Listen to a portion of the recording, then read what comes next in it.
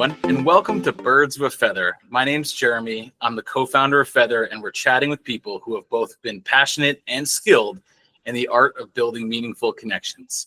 And I am super fired up to welcome today's guest, JR Butler. JR founded the Shift Group after years of building high-performance sales organizations, working his way up from intern, I went way back, JR, intern at EMC, to his executive roles as CRO at Pillir and VP of Enterprise Strategy and Execution at Turbonomic. Now, Shift Group is truly an incredible organization. They help athletes and veterans launch their professional careers. And the team identifies high-performance individuals. They give them the tools to take their natural talents and apply it in the context of the business world. And JR, when you and I first met in person, it was here in sunny San Diego at a gala event. And man, like, it was so amazing that you kindly invited me to come as a guest, and you and I had a single phone call in advance just to get acquainted.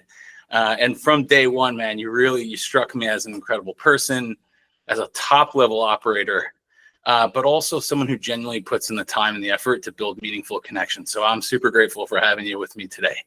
I'm pumped to be here, Jeremy, and I absolutely, as I've told you many times, love what you're building at Feather, and I'm also excited for the chat. I think it's going to be awesome. Amazing.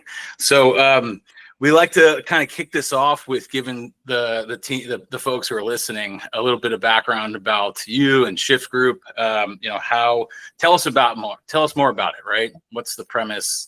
What are you working on? How to get started? Yeah, I guess. Yeah, when anyone asks me, like, why'd you start Shift Group, I always say, like, I started Shift Group for myself at 2 points in my life. The first one being like when I retired from hockey, huge loss of identity, huge loss of purpose.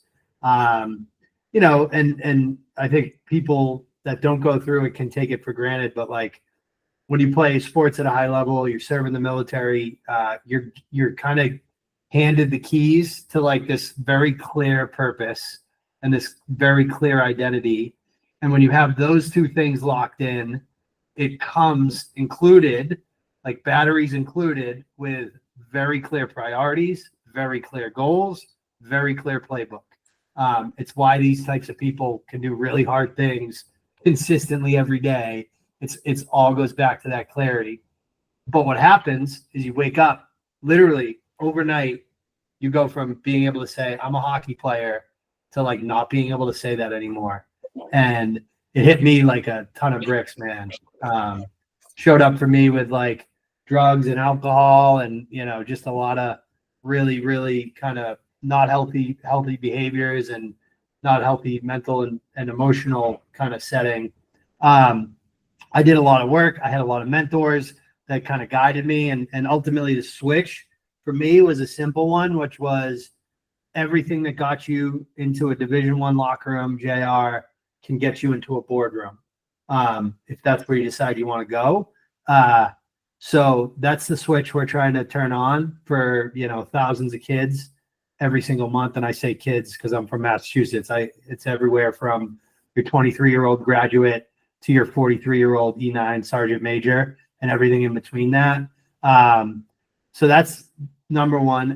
The number two version of myself was, I built teams for a large portion of my career. Probably about 75% of my career was as a leader. And the 21st century approach to talent evaluation to me was illogical and stupid. Like the most important decision that, this, Jeremy, now probably more than ever, the most important decision you make as an executive and a business owner is the person and people that you hire. And the gate for those people that get to you is a Microsoft Word document formatted correctly with the right words on the right bullets. That's so stupid, dude. And I thought it was stupid when we did it. So I was like, listen, 90% of what's going to make somebody successful in this organization, whether it was Turbo, Pillar, it didn't matter. Shift Group is not going to show up on a piece of paper because there's no bullets for like resiliency and coachability and a growth mindset and a team first attitude. So my instinct was like, I know for certain that those are table stakes to wear a uniform at a high level. So that's kind of where I gravitated towards in both my hiring and then obviously when we started Shift Group. And then so it's partially like trying to identify backgrounds that already have those things. And then and then the other side of it is how do we give someone an environment where they can prove that? And that's what we built, what we're building towards. So again, like if I had Shift Group when I got out of Holy Cross, it would have saved me a lot of pain and anguish. And if I had Shift Group when I was building teams, it would have saved me a lot of money and time. So that's really where it came from, brother. I love it. It's awesome. So I'm making some notes here.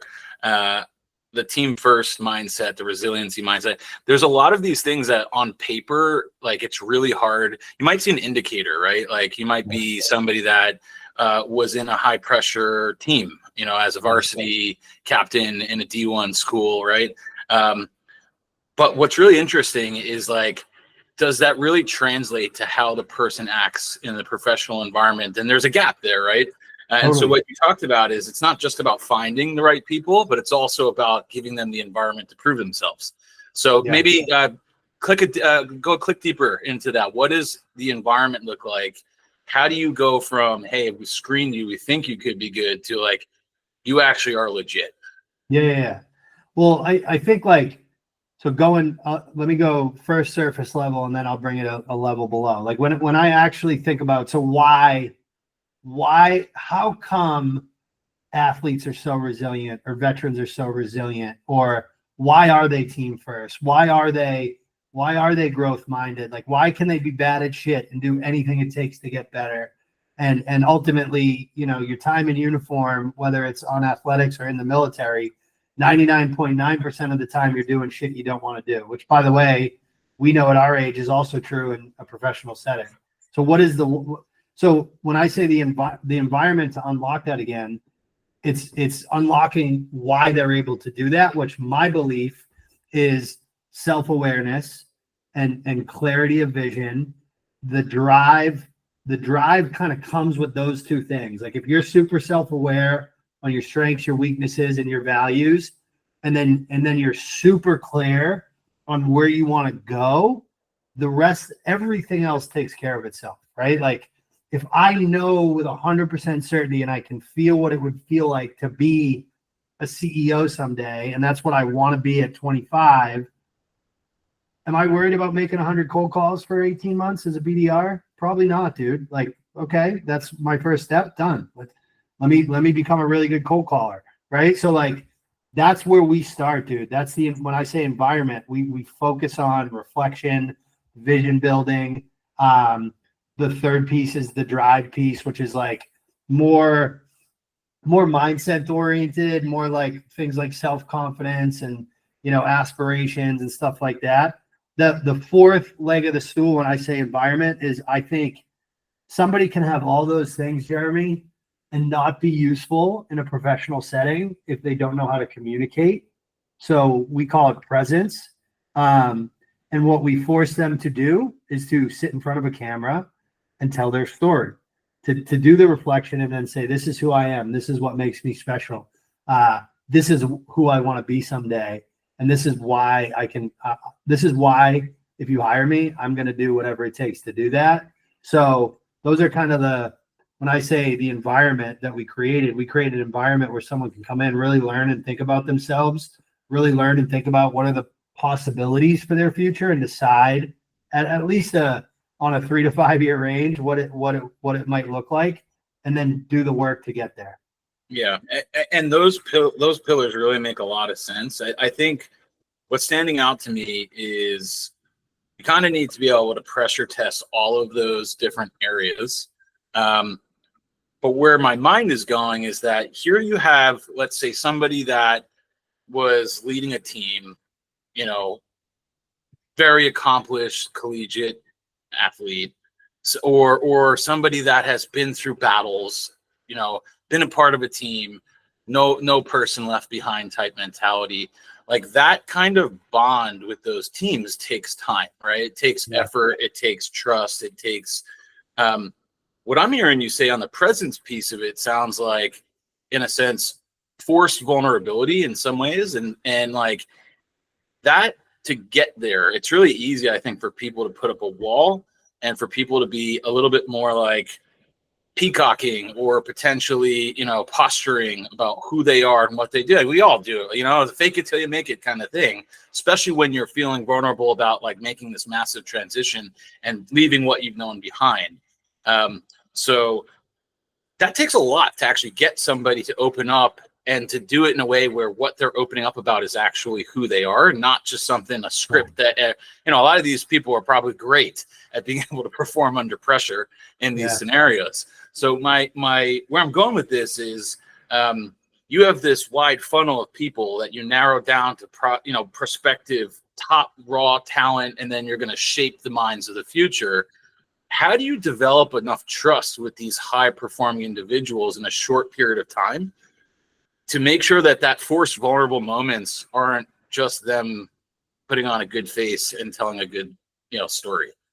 Yeah, I think there's two parts to it. The first is like me, our brand, the people that represent our brand, which are our employees. Like we have 3 core values as a company, and one of them is authenticity, right? So that's a huge piece of like why these people trust us. Like I'm not super buttoned up, dude. Like, I'm pretty honest about like my background, my past, where we're at in our own company journey.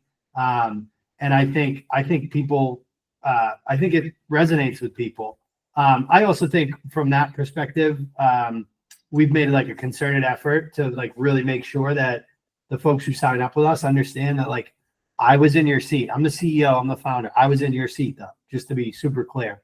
And everybody at my organization was as well. So we know how you feel. And I think because it's true, like authentically, I think that builds a certain level of connection and trust, right? Like we don't guarantee a job. Even if you do all the work, if for some reason you're not a fit, like we don't guarantee a job, but we guarantee that the work you do in here is going to make you job ready much more than anything else you experience coming out of uniform. So I think that authenticity is key. And then the second piece, dude, we build trust through stories, right? And that's beyond me, beyond my employees and my team. We've helped enough people now, like in the thousands, and we just do a really good job of making sure that we get those stories, we get them on video, we get them to explain to us how and why we helped them. And we hammer anyone who's new to us, we hammer them over the head with it. So they don't just hear it from me. They don't just hear it from folks that have a Shift Group domain email address. They hear it from thousands of other kids that are in the same position they're in right now. And I think the combo of those two things, it makes it really hard for them not to believe and trust us. Yeah.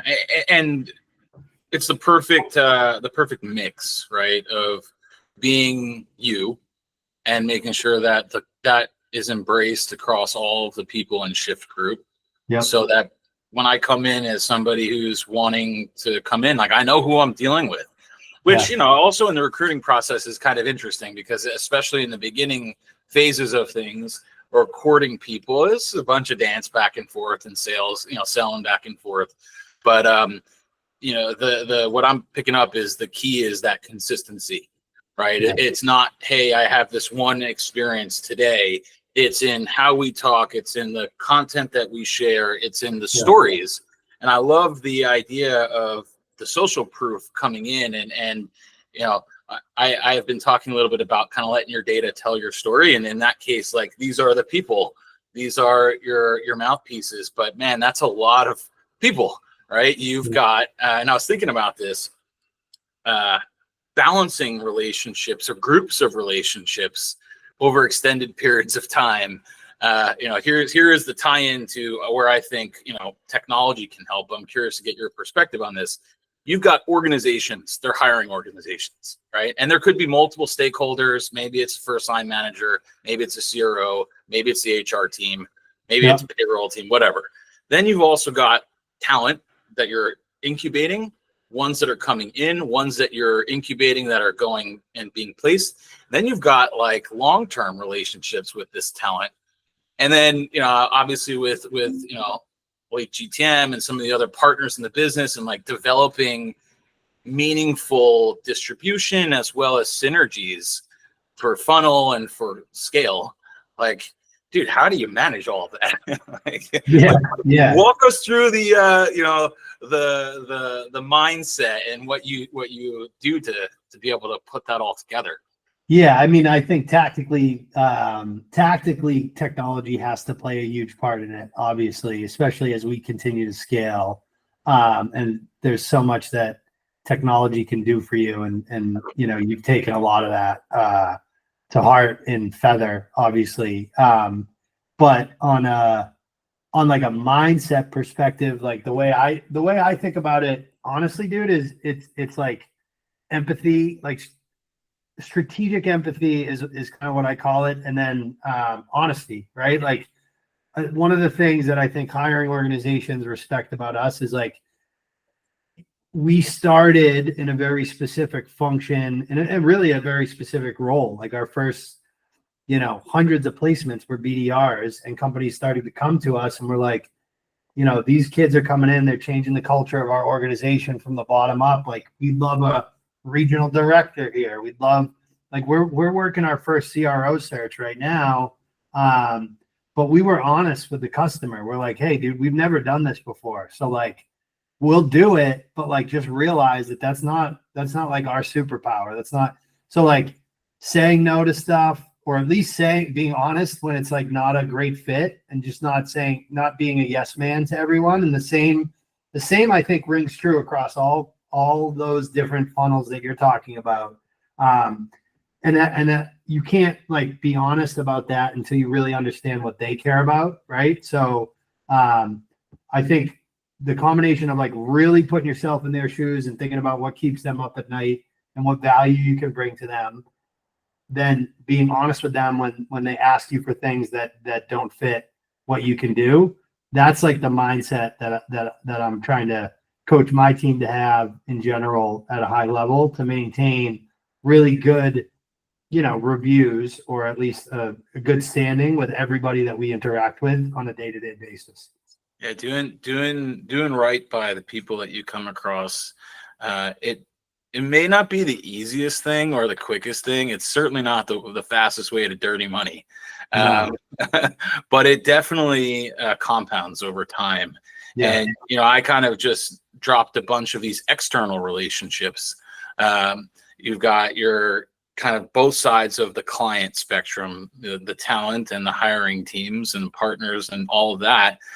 But there's a huge, really critical piece of this, arguably more important than any external relationship, or these internal relationships, right? It's so like, what I heard you say is say no when it matters. And that's a hard thing to do as a leader who wants to go and help everybody succeed. And I think a lot of it comes down to how you say no, not just that you're, kind of saying no, which is what I think I heard you say. But curious to get your thoughts on, like, think about your team, right? The rock stars inside Shift Group. How are you actually taking some of what JR does, probably in a lot of nurture type scenarios, and exposing them to and mentoring them in those ways as well? Yeah, the emphasis I always give, because we have a lot, like I would actually say probably 80% of our team, I'm looking at two of them right now outside my office. They came through our program and we liked them so much we hired them. So we have a lot of young people, or young professionals, I should say, because some of them are older, but they're really in their first corporate setting. Mark Thurmond, who was the COO at Turbonomic when I was there, but I obviously knew him forever because he had a reputation when I was selling EMC and things like that. He told me when he first came over to Turbo, he kind of gave me this nugget that he learned from the guy who started EMC. Well, not the guy who started it, but Joe Tucci, who is the longtime CEO. And Joe Tucci said, you need to hire people that are going to put the customer first, the company second, their team third, and then themselves individually last whenever they make a decision. So I try to remind my team of like, when you're in a situation and you need to make a decision, you need to think about that versus, and then listen, dude, when you're young, it's hard, right? Like I did some shitty deals as an individual contributor that probably weren't the right move for the customer or the company. Like because I wanted to hit quota or whatever. I was, like you're going to make mistakes, but I think if you can start to frame like your professional decisions in that framework, and you can hire the type of people that do that, then you're going to have a pretty good organization. So that's what we're trying to do here, really. Yeah, I think that's a great one. I'll repeat that: customer first, company second, their team third, themselves last. And not because it's not important, but that's the order. That's really, really awesome. I might have to get that tattooed on my chest. So, thinking about like the relationships that exist, there's a lot of, when I talk to people about what we're doing with Feather, I'm talking about the fact that you're always going to be spinning plates, and some plates are more important than others, especially as you're doing business. Some are going to fall. So to your point about like, make sure that customer plate isn't falling, like that's the one we got to make sure but that communication and being able to build trust and really earn the right to have, heart and mind aligned with both external and internal relationships. And that translates to friends and family. And like, it's this ecosystem that we nurture here.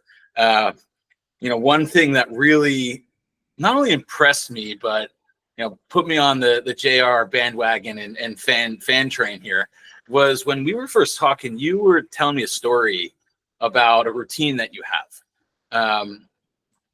So how you actually reach out and stay in touch with people. And, you mentioned having 6,000 or 7,000 contacts on your phone. I'd love it if you might just kind of like walk through the people listening a little bit more about that practice. Yeah. Like why had that come about and, some of the results that have come from it. Yeah, it came about. So I bet in a week from today, I celebrate 13 years of sobriety. And I had a pretty solid battle with substance abuse, which is a symptom, not the problem. I was, dealing with some mental and emotional things. But when I first got sober, it was like, I'm just not going to drink. I didn't really change anything else. Right. And, in my family, I come from like a long line of Alcoholics Anonymous members, and they would define me in those days as like a dry drunk because I didn't actually like do any work. I didn't like look in the mirror. I didn't reflect. So one of the things that I started doing, because I did want to be a better person, was I started the routine you're talking about, which is Maverick, which is like I was doing meditation, aspiration, or affirmations, visualization, exercise, reading, writing down like 3 things I'm grateful for. And then the C in Maverick is contact. And what I started to do, and this was every day, and I still do it. I don't do all of those things now because I have a 2-year-old and a 4-month-old. And, if I was meditating for 10 minutes, my wife might slap the little hair off my head that I have left.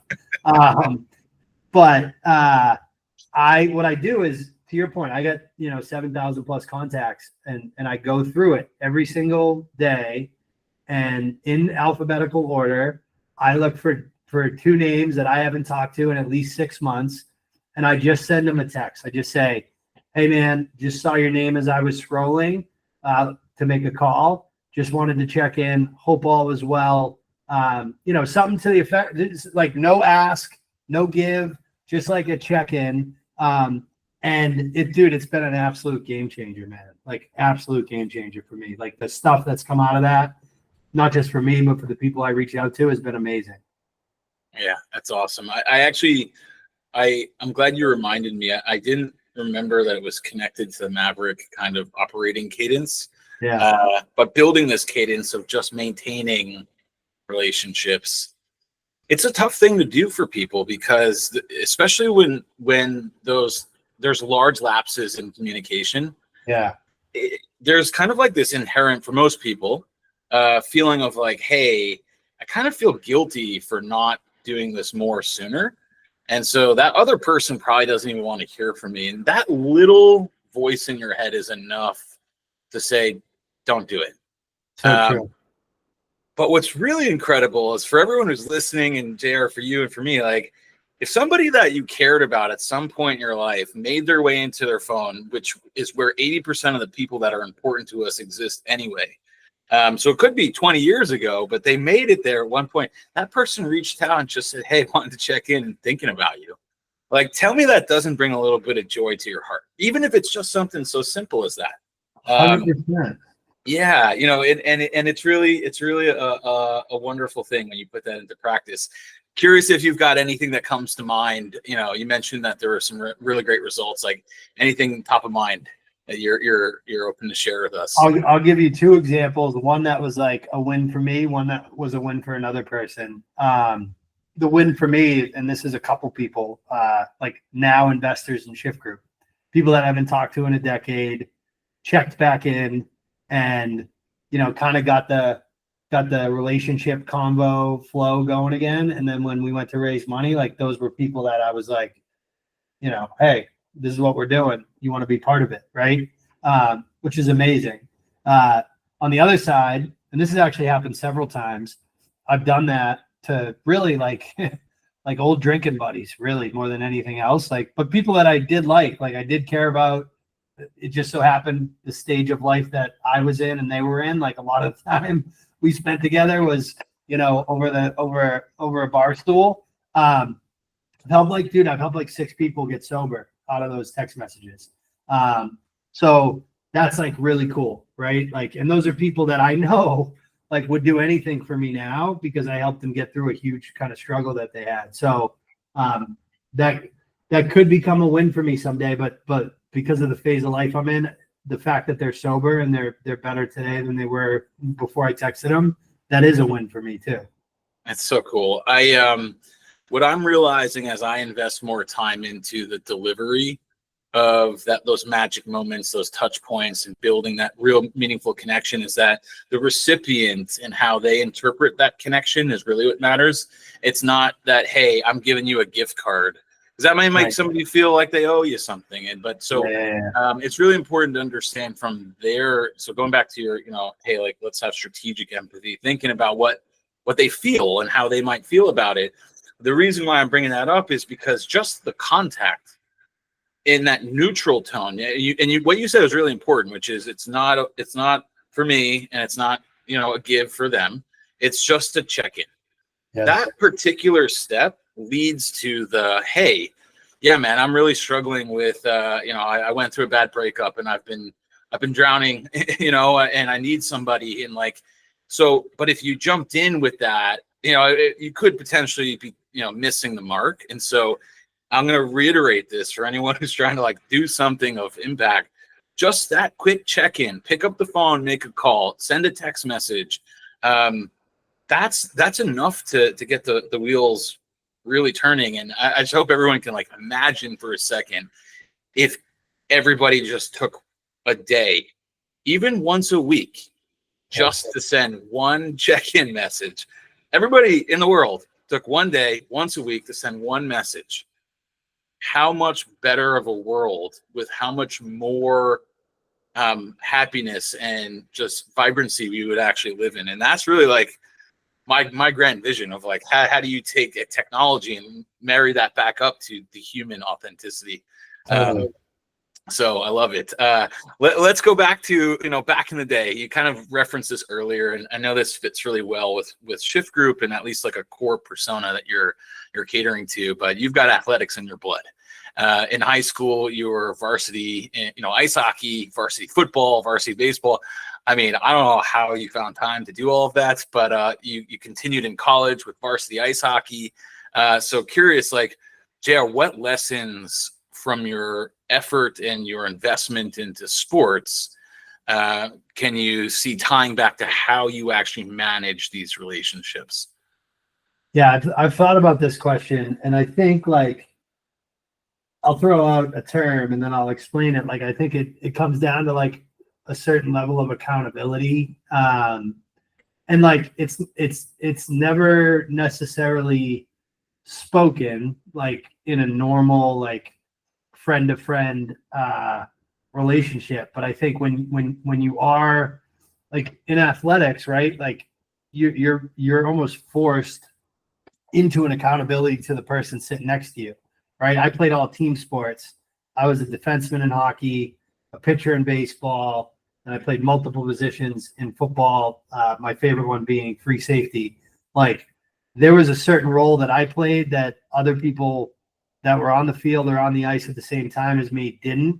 And I had a job.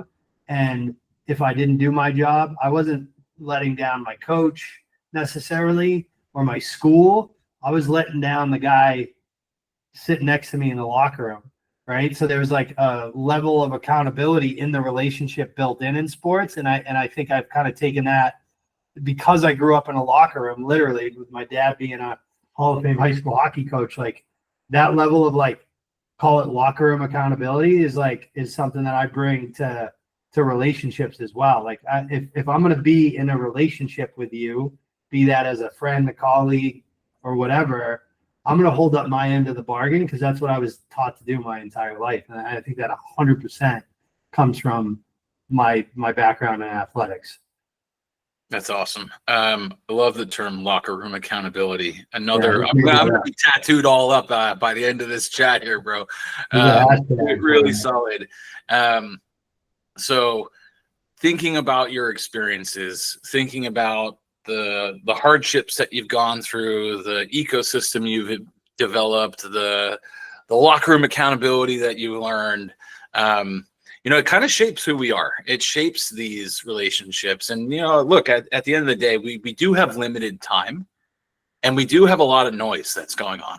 And so, you have to be strategic with the empathy and strategic with, so you kind of can earn the right to ask for that mutual accountability. And that's what really makes these long-term partnerships really, really hum. And one thing that I think has been really great in our, bringing other guests on here has been hearing about a story where you've been like really purposeful in building that kind of relationship and, what kind of lessons have come from that, but something that really you're quite proud of. Like, would love to hear about that. I'd honestly, dude, this is going to be corny. It's going to come off as corny, but I'm being 100% honest. It's my wife for sure. So me and my wife have known each other for a long time, like 8 years. We've only been together really for like 5 years, a little less than 5. And we've only been married for like coming up on 2 years.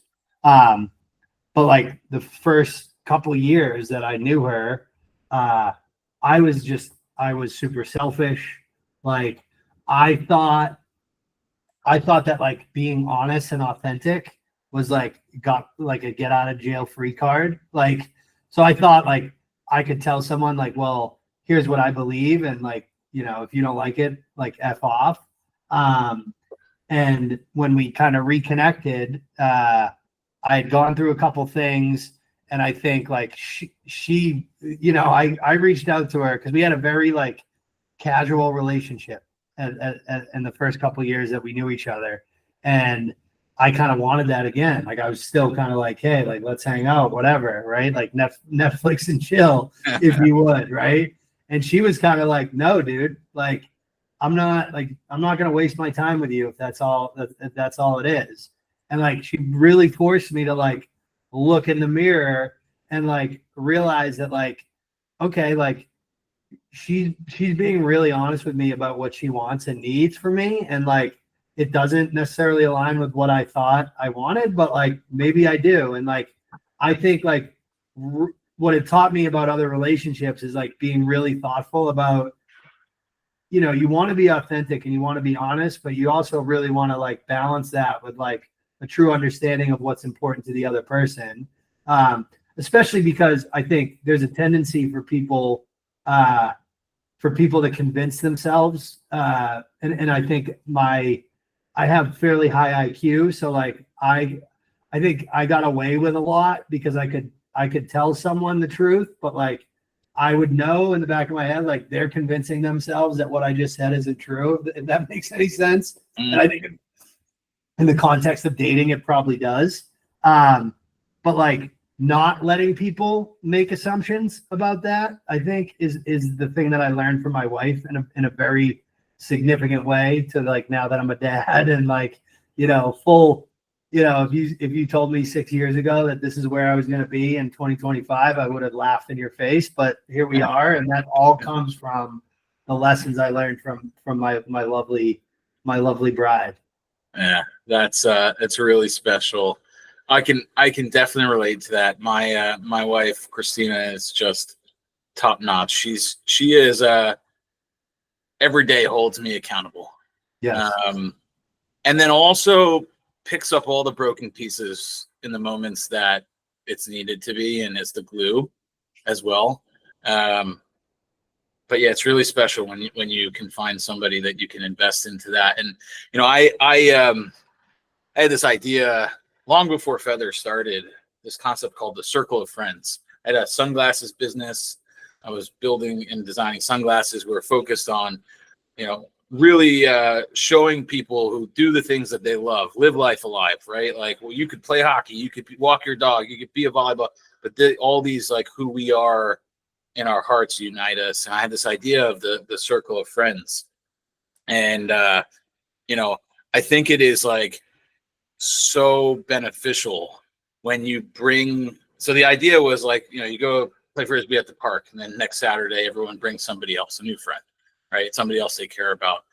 But like, to just bring the people of like-mindedness together to create and fabricate those team environments, to be able to up-level each other and drive that. And it takes a lot of effort. It takes a lot of intentionality, but it becomes a lot better when you got somebody else on the other side who's got that same kind of locker room accountability mindset, even if, it doesn't come from a locker room. I think that's a really amazing thing. So your wife sounds great, bro. I'm like looking forward to having to meet in the dinner with her at some point. 100%. Listen, this has been like incredible. And, one of the things that we typically kind of wrap up with is, one piece of concrete advice, right? What's one thing that you can offer to the folks that are out there listening that can help them be more effective at building more meaningful relationships? And you've listed out a lot, so hopefully people go back through this with a note and a notepad and a pen. But like, I'm a new guy. I want to go build some meaningful connections. JR, what should I go do? What's one thing I can do today?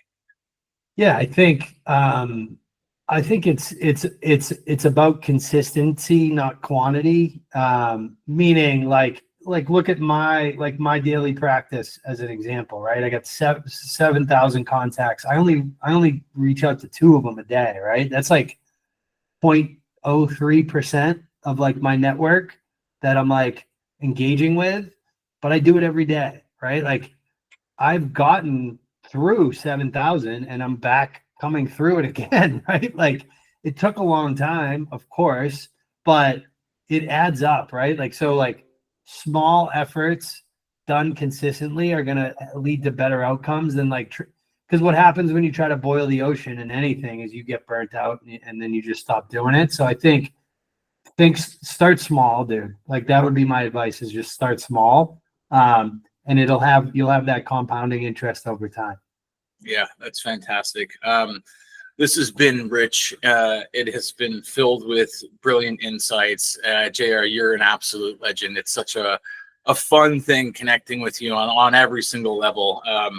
Whether it's approaching contacts daily, whether it's thinking about the other person with strategic empathy, building a locker room mentality, and then finding a partner who can hold you accountable, and building a team where that can be culture.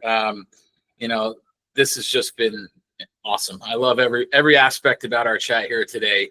The stories that you shared, the insights you shared. You're kind of like Feather, man. You kind of are embodying the mission, and that's why I was fired up to have you on. But the relationship intelligence, which is really how two people or multiple people are putting in the anteing up for each other, right? And learning about what's important to each other and making that effort and keeping each other accountable. It's so important to our personal and our professional lives, especially in a world full of noise and a world full of distractions where we need to be consistent. So for everyone out there, if this conversation really resonated with you, we'd love to hear your thoughts. We'd love to hear your comments. And anybody who is interested in seeing where Feather, from a technology perspective, intersects with the authentic effort and relationship development, feel free to check out our website. It's www.feather.vip. And we certainly would love to hear your thoughts. My name's Jeremy. This has been Birds with Feather, and we'll certainly catch you next time.